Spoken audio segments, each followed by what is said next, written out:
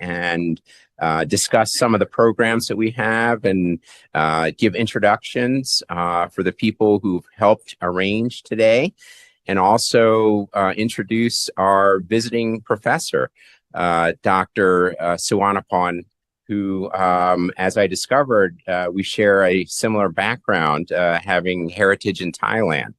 And we're really excited for you to join us today. We're going to preview all the great work done by the medical students in this department of surgery. With that, Dr. Tevis, thank you.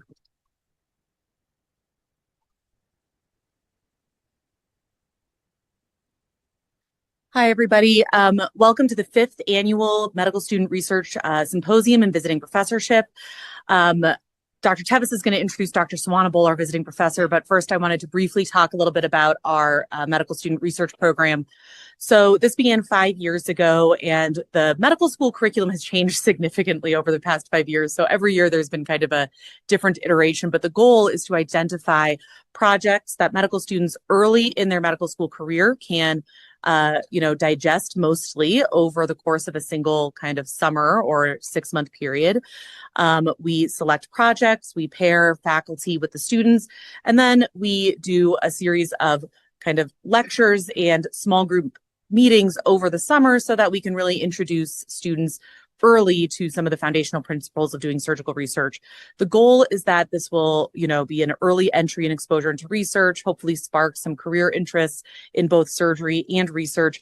And it's been incredibly successful. This year we have 19 people presenting, and every year it's grown. And this typically results in sometimes multiple presentations and publications by the time the student graduates. So it's an incredibly successful endeavor for many students and also faculty. And so in the next month, you'll probably be hearing from us recruiting for next summer. So for faculty, please start thinking about appropriate projects because it's a really great program for both faculty and students most of the time to create a really great research mentorship. And I'm going to turn it over to Dr. Tevis. Yeah, we're really lucky to have this symposium as an addition. I think it's been 4 years now we've had the symposium and a visiting professor that Dr. Schulich has supported. And this year we have Dr. Amy Suwanabol, who is the Maud T. Lane Research Professor and Associate Professor of Surgery in the Division of Colorectal Surgery and the VA at the University of Michigan. She earned her medical degree and completed her general surgery residency at the University of Wisconsin, and cheered the Packers on yesterday to a win. Then she completed her fellowship training in colon and rectal surgery at the University of Massachusetts. She joined the Michigan faculty in 2015 and has developed a nationally recognized research program focused on optimizing palliative and end-of-life care, advancing provider well-being, and improving survivorship among patients with colorectal cancer. Her work has been supported by the National Institute on Aging, the Agency for Healthcare Research and Quality, and the National Cancer Institute. She's authored more than 100 peer-reviewed publications and 10 book chapters, and we're really excited to hear her talk. And for our medical student summer research program participants to get to spend time with Dr. Suwanabol today. So thank you.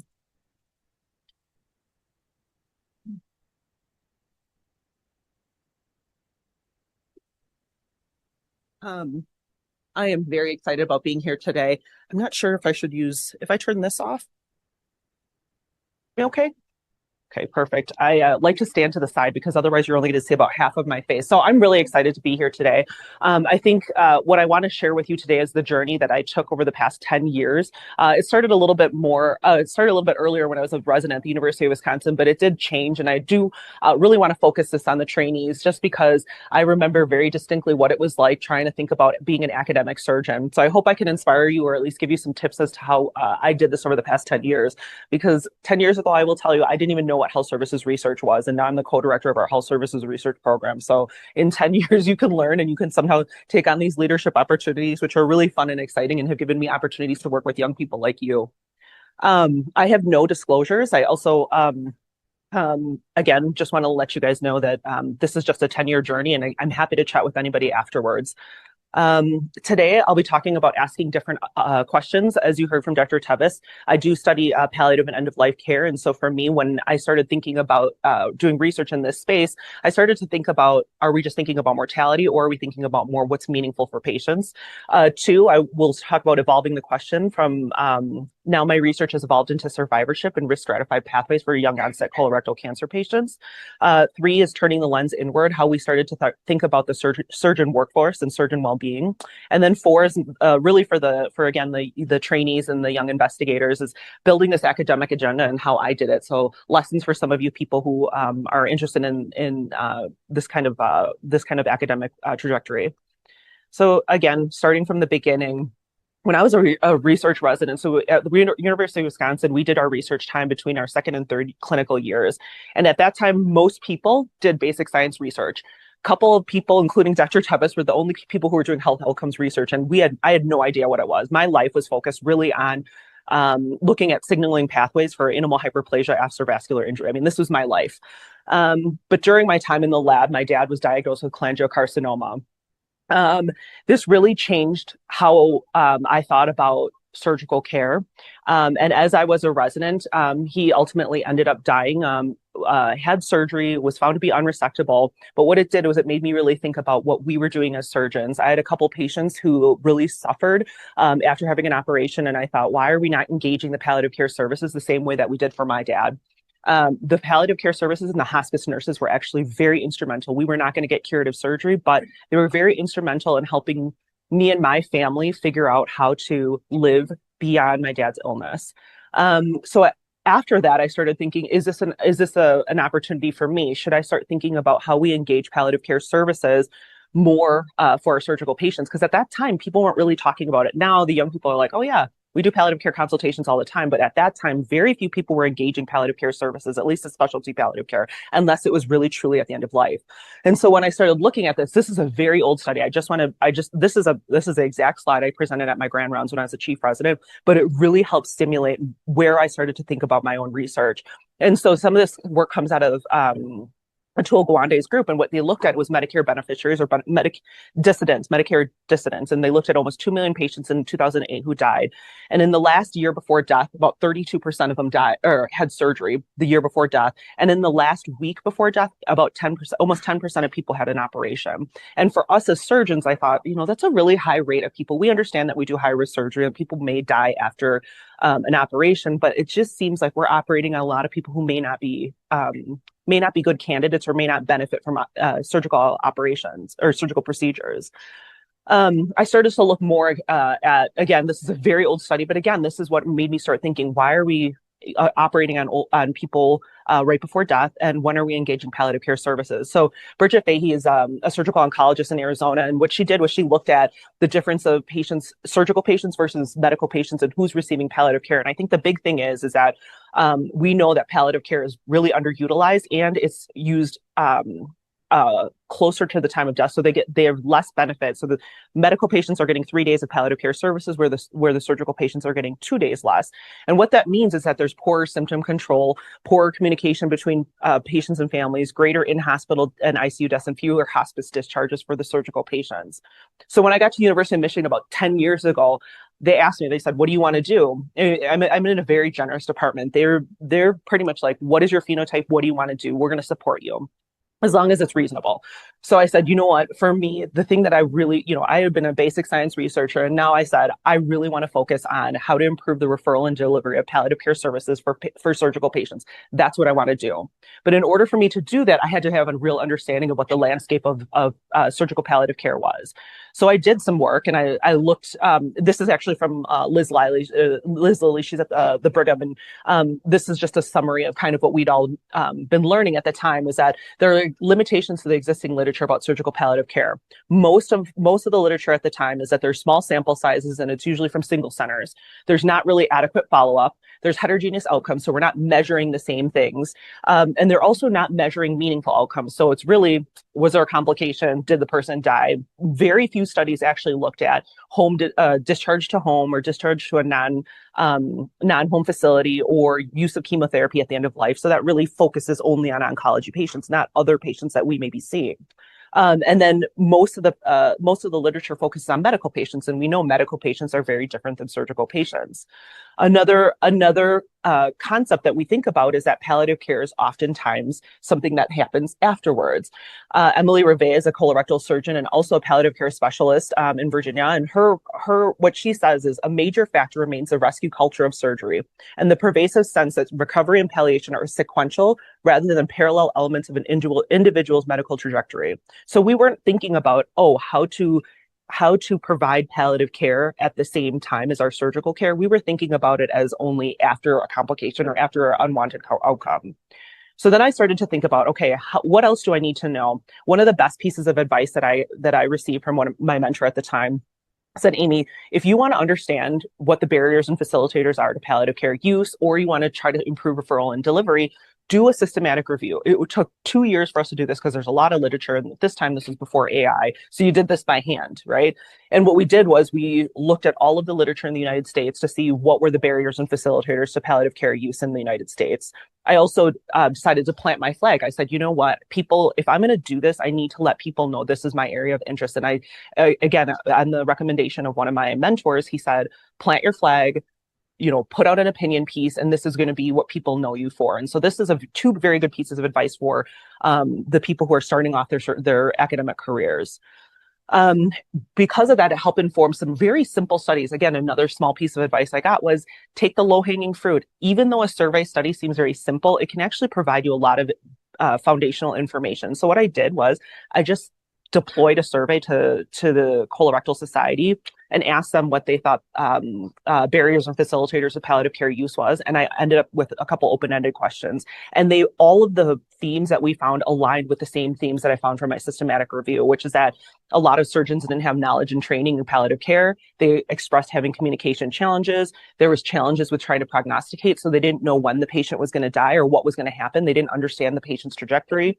There were also external factors such as patient and families. Maybe they didn't have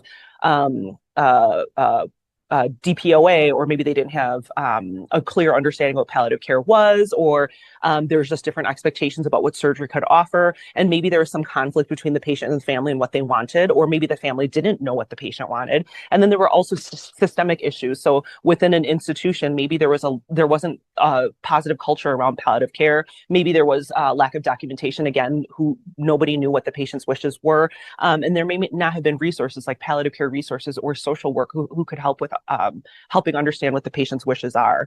So again, I did the systematic review, then I did like a very small survey study and aligned these so that it all kind of started to come together. When I started to do another very simple study, all I did was I did a survey study with surgical residents across the state of Michigan. We have 10 general surgery residency programs in the state. About half of their residency program directors said, sure, go ahead and survey them. I gave them $40 and an Amazon gift card. And then I asked a couple of them, hey, are you willing to interview with me so that I can get some more information about what you think palliative care, the palliative care gaps are. And I think the biggest things about this is that two main findings from this really simple study was that just like the attending surgeons, or the practicing surgeons, just like the previous literature, 40% of the residents said there were communication challenges in providing complete and honest information regarding current condition and prognoses. And then subsequent interviews, the residents would say, my biggest challenge is trying to understand what their understanding of the whole process is. The other big takeaway from this is that 50% of the residents said they were having difficulty with prognosis. So they didn't really know what the patient's expected trajectory was going to be. And this is very much in line with other literature in medical fields, right? So within 3 months, we're really good at trying to figure out when somebody might be toward the end of life, and really good in the last week. We all are really good at being able to prognosticate that. But beyond that, week or 3 months, we're not really doing a great job of trying to figure out what's going to happen to the patient. And that's beyond even just dying, right? We don't know if a patient's going to recover well from surgery. And so again, these subsequent interviews say, I think the biggest difficulty is trying to recognize when is the time to involve palliative care, because it's unclear what your estimation is, even with the NSQIP calculator, even knowing what's going to happen with them. Subsequent studies is that we interviewed surgeons across the state of Michigan. So we have a surgical quality collaborative across the state of Michigan. And we just asked them during one of our annual meetings, hey, would some of you guys be interested in talking to us about what your beliefs are about palliative care? And again, the same things aligned. So this is really reinforcing a lot of the things that I had learned from the previous literature and in talking to a lot of the folks around Michigan. So the same things were happening. Surgeons were saying they weren't getting a lot of education around palliative care. They didn't really know what it was. There were prognostication challenges, communication challenges, and of course, the family issues. So no, I don't think anybody in this room is that surprised by these findings. But I thought into myself, is this an opportunity that maybe us as surgeons can introduce palliative care earlier? So how do we do that? How do I convince surgeons that maybe we should think a little bit further upstream to the patient's care trajectory? And so what we did was we used data from the health and retirement study. And this is a longitudinal data set that is it's really out of the University of Michigan. What they do is they give surveys either by telephone or written surveys and ask patients about basically healthy living. We were able to, 85% of the individuals who do this are Medicare eligible, so they're above 65, and they can get their survey data linked with Medicare data. And what we did was we matched adults who over 65 who had Medicare data and looked at anybody who underwent one of 163 high-risk operations. So we defined that as inpatient mortality greater than 1%. And then we compared them to non-surgical controls. So, older adults who underwent surgery with non-surgical controls.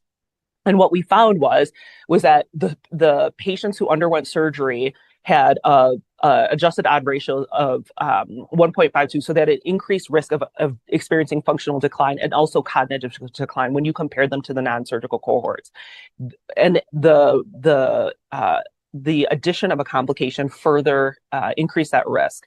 So to us, how do we interpret that? So we know that surgery and complication increases the risk of functional decline and cognitive decline. For an older person, that makes a big difference, right? They want to be able to go home, live independently. And so what does that mean? That means there's a greater healthcare utilization. We demonstrated that if you have greater functional decline, you have more healthcare utilization. Same thing with cognitive decline. And we also know that there's fewer days at home, which is another important metric for older adults thinking about surgery or prolonged hospitalization. They want to go home. And then we also know that there's worse survival. So these findings may better equip surgeons to have more meaningful conversations about surgery and having realistic conversations. So in my own clinic, when I'm operating on an older adult vet, and we have to do a high-risk surgery, which does include colectomy, I will say there's a high risk that you will have functional and cognitive decline after this, and you may never recover from this. And if there's a complication, this could be worse. So is this an opportunity? Should we be having these conversations earlier? Maybe we don't say, you need to get palliative care earlier, or you need to do think about non-surgical options, but just to have that into consideration that those are things that matter to patients. Are they going to be able to go home? Are they going to have cognitive and functional decline after surgery? And so this was the foundation of some of my earlier work with my an RO3, an exploratory RO3 and a K award. And now we just are developing this because there was a bit of a time period where I wasn't sure what I was going to do with these findings. But now there's an R21, and I encourage anybody who's interested in palliative care and surgical palliative care to think about alternative sources of funding. And one of these is through the Ascent group, which I believe is located here in Colorado, but we are submitting a grant. We had our letter of intent accepted to think about multiple interventions within the surgical collaborative within Michigan to try to intervene on patients who are being considered for surgery who might be high risk. So the way that we thought about this is, okay, what are the knowledge gaps that we've established from that prior work? Well, we know that there's no evidence-based, context-specific approach for embedding palliative care principles into surgical decision-making. We know that there's no multi-component toolkits that combine behavioral, educational, and system-level strategies designed for surgical practice. And there's no assessment of feasibility and acceptability of an intervention in real-world settings. So that's our hope for this proposal that we're submitting next month. I do want to highlight that, part of this is team science. One of my co-PI on this is an associate professor, and she's in surgery. She's an endocrine surgeon who's really interested in interventional trials and also behavioral research amongst surgeons. So it's an opportunity for us to think about the stuff that I established very early on in my career, and now thinking about how we can apply some of these things that we learned in the earlier times to hospitals across the state of Michigan. So that gets to my second part of how I started thinking about this current phase of my research. So now I'm focused on survivorship. Survivorship still is considered, somewhat embedded within palliative care, or part of palliative care, part of thinking about quality of life. And so when we think about palliative care, we think, how do we ensure that surgery aligns with patient goals when time may be short? Whereas in survivorship, how do we ensure that survivorship care aligns with patient goals when time is long? The focus of palliative care might be quality of remaining life, whereas the focus on survivorship might be quality of continued life. The measures that we think about in palliative care might be symptom burden, dignity, decisional regret. In survivorship, it might be how do we think about functional recovery, psychological well-being, and financial toxicity. The central theme in palliative care might be restoring life worth living, whereas the central theme in survivorship might be sustaining life worth living. And so again, I'm a colorectal surgeon. I'm thinking about cancer survivorship, and in particular, the young people, which I'll get to in a moment.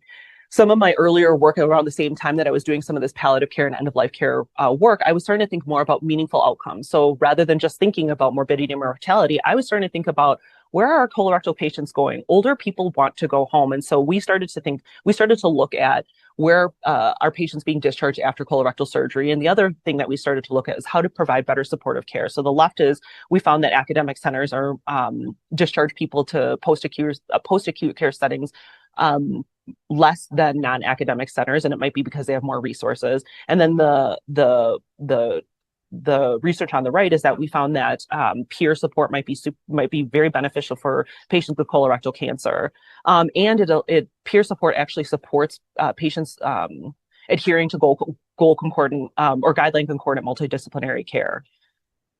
We also use different qualitative methodologies. We use photo elicitation to better understand the patient experience after colorectal surgery. And these are just some pictures that patients sent in to us, telling us what their care experience was like. Some of them would send to us like pictures of their ostomy bag that they would go everywhere they went to. They would have their supplies with them, or they would have certain foods that they would be able to eat, or they would focus on their boat, for example. This patient talked about how after having colorectal surgery and having a stoma, they might not be able to do the things that made them happy, which is go boating. So a lot of these things that we learned from these patients was just through talking to them, having them share photos of what was happening in their recovery trajectory. And then we also asked about their coping strategies. And some of them said, how are we for us, again, as a colorectal surgeon, I want to know how to best support them, because I can't see every single patient outside the hospital. And we're really focused, right? I have a 15-minute to 30-minute appointment with them, but how can we make sure that they're getting what they need at home? Because as we know, better support allows for them to get better guideline concordant care, or more adherence to guideline concordant care. And so some of the patients talked about getting support and information, and some of them would get it through peer support, some of it would get online. They oftentimes focused on their attitudes and reframing their perspectives. And then some people also talked about distancing. They didn't even want to think about their cancer. And then we asked them what their needs are. And some of them said, I just need information. Some people said, it would be nice to have multidisciplinary care follow-up, having multiple people focusing on different aspects of their recovery, like an ostomy nurse, a GI doctor, you as a colorectal surgeon, who's going to talk to me about my neuropathy, and then having support services available to them. So from all of this, I said, is there an opportunity to enhance survivorship care to not only address surveillance, which is one aspect of survivorship care, but also the second aspect of cancer survivorship is symptom management and support services. So I think a lot of people, when they think about cancer surveillance, they think about, okay, when is this going to recur so that we can address any recurrence? But it's also about supportive care and how we can better support these individuals. So again, as a colorectal surgeon, we started to see that, and you are all hearing this, it's all over the lay press now, that younger people are getting colorectal cancer. And while the rates of colorectal cancer overall are declining, the rates among younger people are going up. And that's very important. Why is that important? Because younger people are very distinct than older people. My previous work talked about the older people, and I actually have one of my colleagues, my transplant colleagues, like, Amy, you were focusing on older people, and now you're focusing on younger people. And I said, well, they have distinct challenges, and it's always interesting to know what's happening. But the reason why younger people might be different from older people, and I think it's important that people understand this and why this is different contextually from when I think about my research, is younger people have more symptoms for longer periods of time before even diagnosis. They oftentimes have left-sided and distal tumors, so more sigmoid and rectal tumors. So that means different operations. And they're more likely to receive adjuvant treatment or adjuvant chemoradiation, even when, stage for stage, even when there might not be benefit. And then because of their younger age, they might live for longer periods of time with these impacts after the treatment. So we have been interviewing younger colorectal cancer patients across the country. We've had multiple people who have been in agreement that we need to understand how to better support younger people. And some of the preliminary findings is that there are a lot of unmet needs for these younger folks. So they might have different physical manifestations. So the younger people are probably, a lot of them are in their reproductive age time periods, and they may be affected by not being able to have children, or they may be thinking about having children. So emotional health might be different. They're thinking about their young children, and they're also thinking about their older parents that they're taking care of. So this is the sandwich generation that's taking care of their children as well as their parents. Again, the fertility concerns. This might have impacts to personal relationships. So again, this is an age group who are trying to establish relationships. They may not have found their partners yet, and so having a colorectal cancer diagnosis might impact that. They also will have different impacts to work, profession, and financial concerns. So previously, we used to think about colorectal cancer being a disease of older folks. So they're maybe retired, they already have Medicare. These are people who are establishing their lives, and they may not have established themselves at work. They might still be in school. They may not have established their financial security. So this is a very different impact to young people versus old people. They also worry about delayed diagnosis. As I said before, a lot of young people were having, blood in their stools, or they're having abdominal pain, but because they're young, nobody thinks that they might have cancer. And so they were living with these symptoms for much longer periods than the older folks, and they weren't eligible for screening colonoscopies yet often. And then they worried about timing of information. So all of this is currently being written up right now, but we've interviewed 63 patients around the country, mostly at academic centers, trying to understand their survivorship care needs. And that what we've ultimately found out is that current colorectal cancer survivorship guidelines are often not adequate and do not address many of the important needs that we've discovered. This is really the basis of the current R01 that I have with my epidemiologist. She's a associate professor in the Rogel Cancer Center at the University of Michigan. And from this work, we found that there's no population-based estimates of recurrence that can guide surveillance strategies. Because again, survivorship is about surveillance and then supportive care. So we really didn't know what the recurrence rates were going to be for young people. Now there's one study out from Europe that may be suggesting what the recurrence rates may be, and ours are similarly aligned. So that's aim one. And then we really don't have knowledge of how these early onset colorectal cancer patients are surveilled. So we don't really know, are they getting surveilled more aggressively than older people? And we don't really understand what their survivorship care burdens are. Again, my work is very preliminary. It's very new to the field. And then there's really no survivorship care pathways that are specific to each of these individuals. So that is where palliative care kind of came into the survivorship care space in an area that I'm an expert in, or that's where my expertise is in colorectal cancer. Some of the initial work that we had done with it, you remember I told you we were doing some interviews with surgeons across the state of Michigan about end-of-life care, palliative care. What we found is that a lot of the surgeons were talking about their own needs during this time. And so I think this is a really good opportunity for us to think about ourselves as surgeons, because we're experiencing a lot of distress in our jobs. And I think a lot of this stuff came out during these interviews talking about complications in palliative care. And so this came to the third big domain of my research, which is that when we started interviewing surgeons across the state of Michigan, and again, this is about 50 surgeons all doing high-risk surgery. We asked them, can you tell us about, what you think are your barriers and facilitators to palliative care use? They started talking about the complications, and a lot of them were really talking about their own emotional impacts after a complication. And it was really sad. I think even people in practice almost 30 years or 35 years were talking about how they get depressed after a complication. They're sad. It takes a very deep emotional toll. They say some doctors carry a cemetery in their heart. I'm sure there's plenty of these people of you in this room who've had patients who die or have had a bad complication. And there's a lot of regret about the decisions we made, or that we could have done something different. And this was especially relevant because this was all coming around the time of COVID, right? And so we saw in the lay press, a lot of people were talking about how they were experiencing distress while trying to be a doctor. I very distinctly remember these two articles, the one on the right talking about how there was a lot of healthcare workers thinking about leaving the profession. And those of you who were, clinical providers during the time of COVID, we were just thinking, what are we doing here? We want to take care of patients, but we're doing it at the risk of ourselves and our families. And you felt like what were we actually helping people, because a lot of people were dying at that point. So it was a really challenging year, but it also kind of reinforced some of the things that we were learning from some of my previous work. So we published this. We said, what are surgeons' responses to complications? So in the middle, that's the emotional response. And if you had a complication, you're feeling this. I very distinctly remember some of my very early complications where I did feel sadness, anxiety, grief, fear. I felt like I was a failure.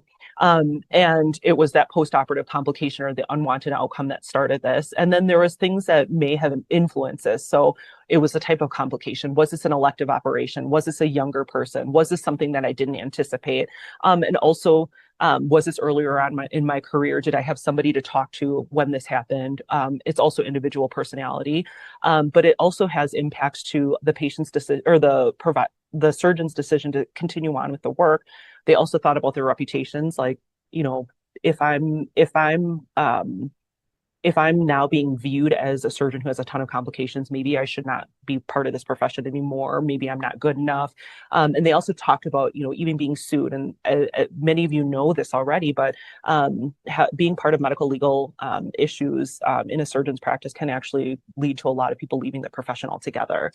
So from this, we said, we need to have a culture that we need to embrace a culture in surgery that allows help seeking and reduces the stigma around emotions and mental health. So now we're seeing more and more of that, right? Around, I think over the past 10 years, I have noticed that, departmental culture has been thinking about surgeon well-being and making sure that we're taking care of ourselves so that we can take care of our patients. As a result of this, we went back to some of my trainees were really interested in some of our prior work and said, we're experiencing this too. Can we interview residents across the state or across the United States? And we did this as well. We interviewed residents across the United States and asked them, how do they respond to complications? Very similar to some of the practicing surgeons, but we asked them, what can we as departments, as, your attendings, as surgical leaders, how can we help you?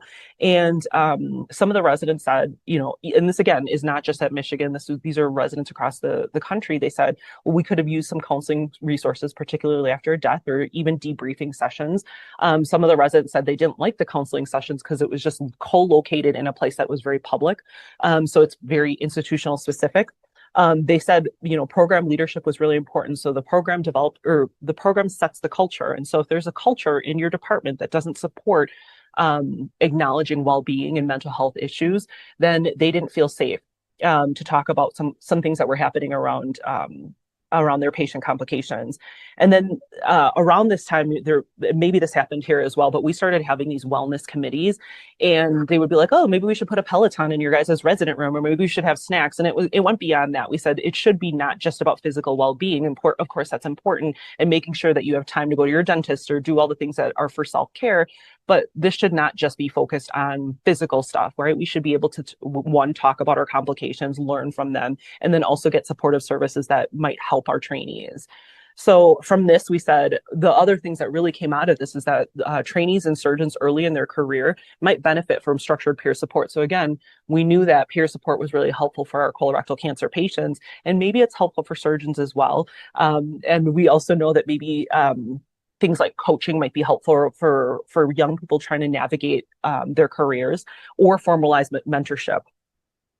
We put out this review again, and this is again to circle back to some of the things that I've established as a researcher. It's important to understand the landscape. And if I was going to start writing about surgeon well-being and how we cope with complications, I didn't understand the landscape. And so we did the same thing. We looked at all the literature in the US about how to optimize surgeon well-being. And the point for me was to make sure that we had some recommendations that I could share with other people in different departments. And some of it, I think one of the biggest takeaways that leads to surgeon burnout is that we don't align surgeon skill set with the responsibilities that we have. So when you're asked to be doing things that aren't aligned with what you are trained to do, that can lead to burnout. When we're doing, all this EHR stuff or having to think about billing and coding. That's not what we are trained to do, nor does that provide us a lot of joy. Maybe some people, but I think for the most part, surgeons want to be in the operating room and they want to take care of patients. Other things that led to surgeon not being well was that if there were compensation models that weren't transparent and weren't equitable.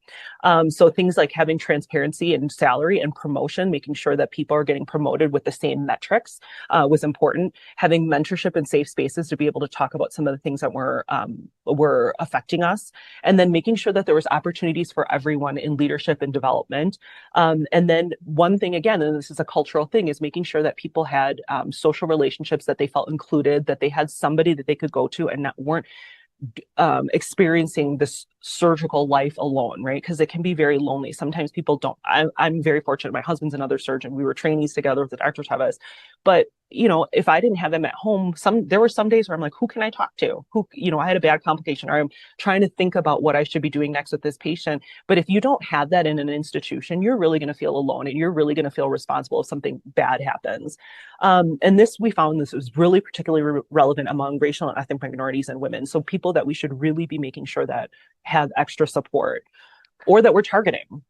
But I think the big thing about this is that this is not something that is the responsibility of the surgeon. This is really the responsibility of our departments and our institutions. And I think that was the big thing that we wanted to highlight, was that I'm not asking you guys to go, exercise and eat well and not drink alcohol and do drugs, right? That's fine. But a lot of this burnout, a lot of this surgeon not being well is a result of the workplace environment.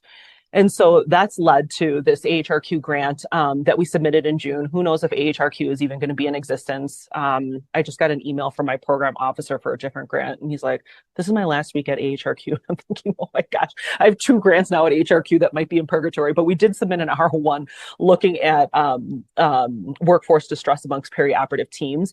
And again, based off of this previous work that I've done, it's established these knowledge gaps, right? We don't know how organizational factors, hospital policies, workflow design, team dynamics influence perioperative team well-being, right? There's been no rigorously designed system level interventions to address well-being. Again, we work in high stress situations, but for some reason, we're all talking about how to address surgical workforce well-being, but we've had no real interventions and no real study about how to do this. And then there's really been no assessment of feasibility or acceptability of an intervention in real world settings. So again, this is another grant that we've submitted to deploy across hospitals in Michigan. So those are my 3 big research domains. I know it would seem like a lot of information, and I think the big things are the same things apply, is that I did the same things over and over again with each of my 3 main domains. So I just want to highlight this last part for the young people who are, or somebody who might be changing careers, but people who are starting to think about what they want their academic agenda to be. Because again, 10 years ago, I didn't even know what health services research was. I didn't know what I was doing, but I picked up some tips along the way that were really helpful for me.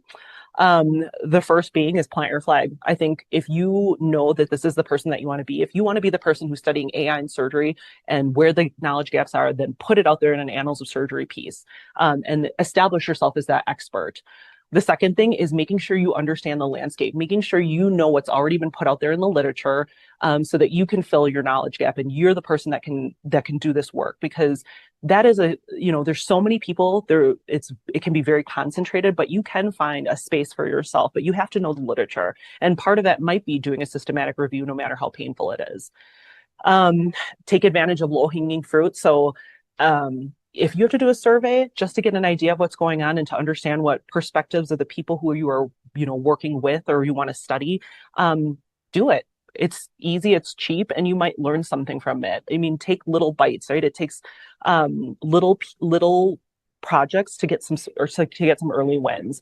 I learned new approaches, and so some of the when I was first starting here, starting at Michigan, I was doing a lot of more quant focused things, and then I started to learn that I really prefer qualitative work, and that was actually better for what I wanted to study, right? Because the things that are most meaningful to people, they oftentimes have to describe, and some of these things don't emerge in quantitative surveys or data, right? Some of the things you have to probe, and some of it does require interview data or qualitative approaches. Another thing was build good habits. Making sure you are using your time wisely, and so it's very easy to be very clinical, especially early on. You're like, I know how to be a surgeon. It's a lot easier for me to just be in the clinic, be in the operating room. But if it takes a lot of intention to just say, you know what, I'm going to sit down and write 1 page of a grant, or I'm just going to write. And so if you build good habits, it's much easier to say, look, Monday mornings is when my writing days are. And so build that into your schedule. And then the other thing is be persistent. I'm talking about all these grants that I put in. I probably have I'm a 10% success rate, and that's normal. That's okay. You just have to keep trying, and you learn from every submission. And that includes even putting in manuscripts, right? So learn from your reviewers, keep submitting, and I think there's always a place for your work. The other thing that I would like to highlight is that this is a team effort. I would not have been able to do this without mentorship. And also with my team. And so my team is built of, and this is just a fraction of the people who work with me. So all the people on the bottom are my residents or my former residents and now, faculty, but some of them started off with me as medical students who then just continued on with me as now residents. And I'm hoping that they'll continue on with me as junior faculty, but it does take great mentorship, people to guide you along. And it does take an entire team of people to help you. I showed you all the co-PIs that I'm working with who are submitting these grants with me. It's much more fun to do it with other people. And then you can learn from your trainees. So my trainees have really allowed me to expand some of the work that I've done. They've showed me new techniques. They've shown me new areas of study that I don't know about.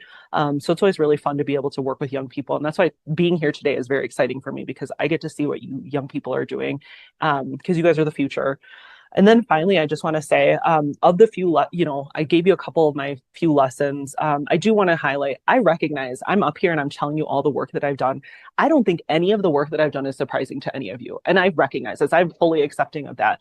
But to me, the things that I care most about, and the reason why I'm here and why I'm so excited to be here is that my work is not surprising, but what it does is it gives a voice to the participants. And so if I can give voices to the surgical patients and their families and let them and share with you all what they're experiencing, that's what's important to me. It's really my responsibility to make sure that we do the qualitative work in a rigorous way. So if I'm going to be that person that's putting out qualitative work in surgery, my job is to make sure that we're doing it rigorously, because people will want to do the same type of work. And then the most important thing is I'm really excited that this work allows me to mentor. That's probably the most important thing, because I don't even know who's going to read my papers. I don't have a very high H index, but I do know that I can inspire young people to do research. I can give them appropriate methodology, and it allows me to, again, work with young people to do this work.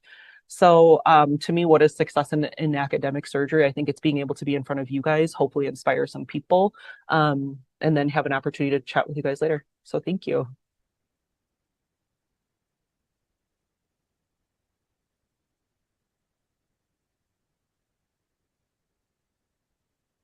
Thanks for a great talk, Dr. Schulich. These questions. Yes. Dr. Suwanabol, thank you very much for delivering this. So when you were in your research time, you did basic science. And probably this line of research was not as popular, right? And many surgical residents chose to do the basic science. Now, if you were a surgical resident today, entering your intern year, and you were planning your 2 years of academic time, how would you set yourself up if you were pursuing a career like this? Okay. This is a great question, because as the co-director of our health services research group, I do have to meet with the residents and all this, whenever they're about to start their ADT time or their academic development time, they do ask us, how do we start this? Because it can be really intimidating. So the first thing that I would do, thank you for your question. Thanks for having me here. This is really fun for me. The first thing that we would have them do is try to figure out who they are. So the very first thing, and we say this to junior faculty, when you're thinking about writing your K award, it's who are you? What is your phenotype? What do you want to do with yourself? And it's really, the first step is introspection. Do you want to be an academic surgeon? Do you want to write Ks and Rs? Or do you want to be a hospital administrator? Do you want to be a global health surgeon? Do you want to be an educator? Really understanding who you are and what you want to be is the most important thing. Because if you're just like, oh, well, I see this person in their leadership here, and they're doing some cool work, you'll do yourself a disservice. So it's really about figuring out who you are. Then it's trying to see who in the faculty are doing the things that might be similar work to you, or they might have skills that you're trying to develop. And so they might not be the same content. So maybe you want to be a trauma surgeon, but you're really interested in qualitative work, and the breast surgeon's doing more of the qualitative work. figure out how to work with that breast surgeon to learn how to do qualitative methodologies, and then have another surgeon, and then have a trauma surgeon who might be the content expert. But you need to figure out who's your content expert, who's your methodologic expert, and then meet with the faculty and figure out who might have availability to work with you, who's doing really cool research projects, and who you kind of get along with the best. So I think about finding a mentor as kind of like this dating process. You can talk to a lot of people, but you do have to get along, and you do have to have an agreement about how you're gonna be the mentee and mentor. What about formal training?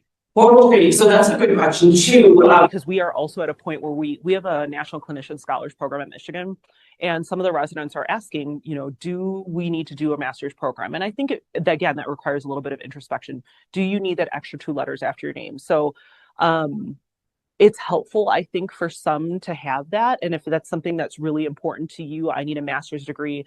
I need a master's in public health because I am planning on submitting grants and I really want to have a really deep understanding of this. That's important to you. Go ahead and do it. If you don't do the National Clinician Scholars Program, we do have another master's program that's available to the fellows.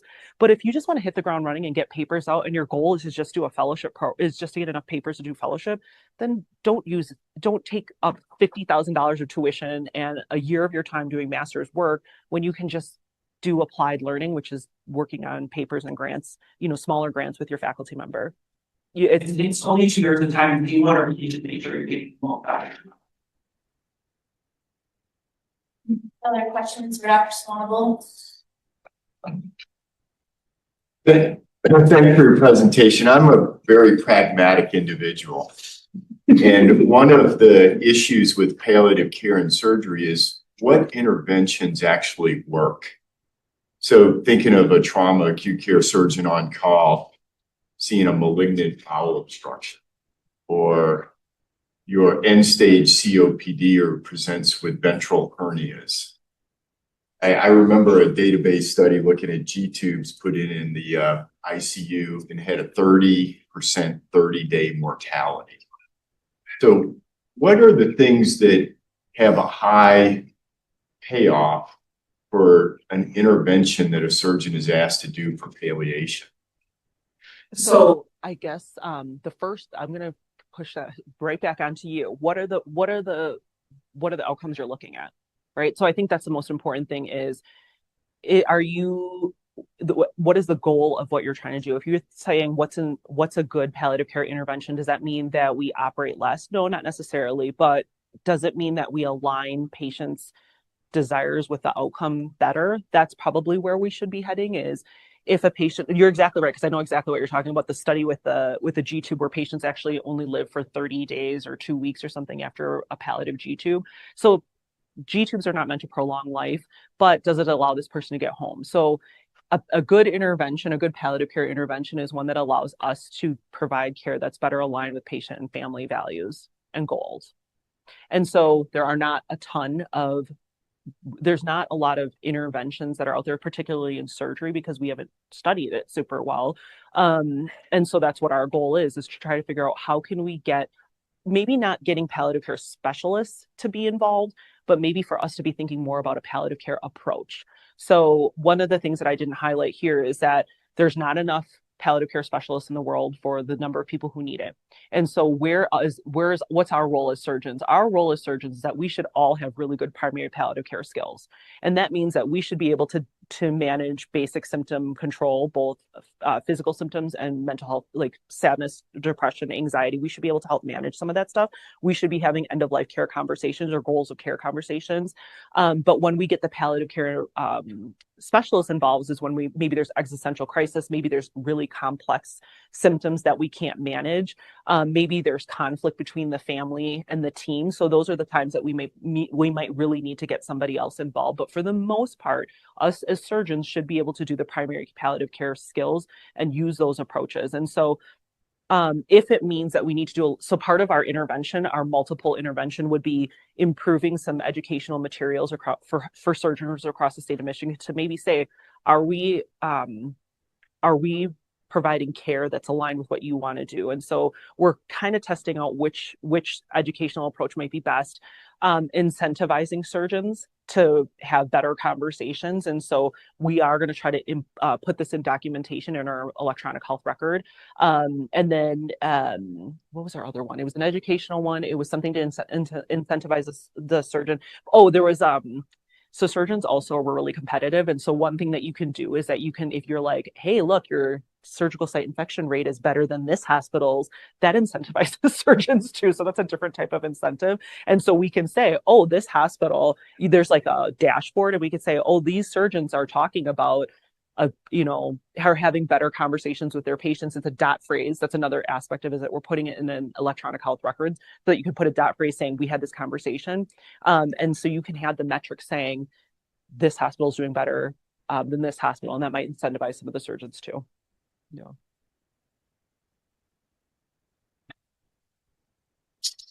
I'm going to ask another one. So I know this is a common situation that you deal with as a colorectal surgeon. How do you have the conversation with someone who's extremely high risk for a colostomy takedown, who says, I'd rather die than live with this colostomy? I have that conversation so frequently. Oh, very frequently. So for my patients, it's usually just they think they're saying this like, oh, I'd rather die without this. And I say, okay, so tell me why. So basically I say, tell me why it's so important to you to not have this colostomy, because this is a totally elective operation. And I will guarantee you that I will make this hurt. You will be in the hospital for a long period of time, and you may never go home. You might die. And so we try to kind of figure out what exactly is the problem. And oftentimes it's just that they don't know how to manage their stoma bags really well, and it's just leaking all over the place. And if they are truly, truly high risk, I don't offer an operation. I mean, this is a truly elective operation. And most of the time we can get to a point where it's actually not about them having the stoma and they want to die. It's usually, you just need to probe a little bit and ask them exactly why they're so distraught about having a stoma bag. Because the other thing I tell them too is, you're getting older, your sphincter muscles are not getting any stronger, and it might be easier for you over time to just have the stoma bag for people who are your caretakers before I offer something that's totally elective. You know, you can live with a stoma, you can have a bag, you'll be happier.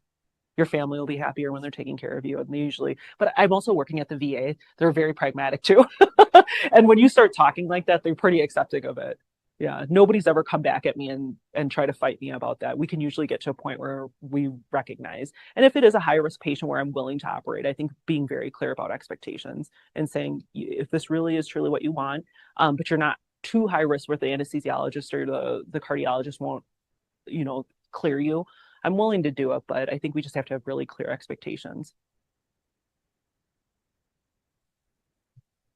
I do a lot of medical students here all day. So they've maybe completed their first research project, they're going to present it today. They don't know their phenotype, they don't know what their long-term career plans are. How should they think about research and academics as they go through med school and develop residency? Yeah, and I think that's another really good question, because we're starting to see that, especially if you're wanting to do more of a procedural based or highly competitive residency, everybody's having research on their CVs now. I mean, when we did the residency interviews this year, I looked at CVs, and I mean, there were ranges of like 2 papers, 2 abstracts to like 43. I mean, that is a huge range of what they're putting on their CV. So, but it is almost an expectation, at least in our institution, that you have some kind of research project.